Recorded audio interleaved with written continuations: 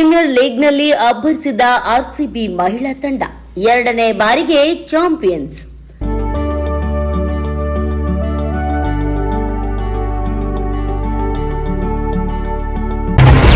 Delhi capitals ವಿರುದ್ಧ 6 ವಿಕೆಟ್ಗಳ ಭರ್ಜರಿ ಗೆಲುವು ಸಾಧಿಸಿದ ಸಿಂಹಿಣಿಯರು.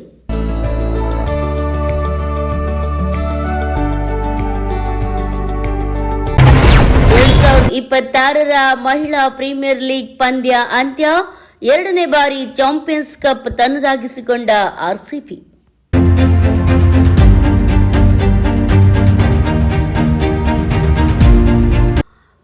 ವಡೋದರಾ ಕೊತ್ತಂಬಿ ಬಿಸಿಎ ಕ್ರೀಡಾಂಗಣದಲ್ಲಿ ನಡೆದ ವುಮೆನ್ಸ್ ಪ್ರೀಮಿಯರ್ ಲೀಗ್ 2026ರ ಫೈನಲ್ ಪಂದ್ಯದಲ್ಲಿ ರಾಯಲ್ ಚಾಲೆಂಜರ್ಸ್ ಬೆಂಗಳೂರು ತಂಡವು ಡೆಲ್ಲಿ ಕ್ಯಾಪಿಟಲ್ಸ್ ವಿರುದ್ಧ 6 ವಿಕೆಟ್ಗಳ ಭರ್ಜರಿ ಗೆಲುವು ಸಾಧಿಸುವ ಮೂಲಕ 2ನೇ ಬಾರಿಗೆ ಟ್ರೋಫಿಯನ್ನು ಎತ್ತಿ ಹಿಡಿದಿದೆ.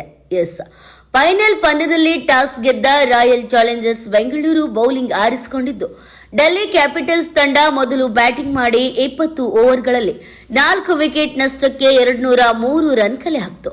204 ರನ್ಗಳ ಗುರಿಯನ್ನ ಬೆನ್ನಟ್ಟಿದ ರಾಯಲ್ ಚಾಲೆಂಜರ್ಸ್ ಬೆಂಗಳೂರು 19.4 ಓವರ್ಗಳಲ್ಲಿ 4 ವಿಕೆಟ್ ನಷ್ಟಕ್ಕೆ 204 ರನ್ ಕಲೆ ಹಾಕಿ ವುಮೆನ್ಸ್ ಪ್ರೀಮಿಯರ್ ಲೀಗ್ ಇತಿಹಾಸದಲ್ಲಿ ಫೈನಲ್ ನಲ್ಲಿ ಅತಿ ದೊಡ್ಡ ಚೇಸ್ ಮಾಡಿದ ದಾಖಲೆಯನ್ನ ಮುರಿದಿದೆ.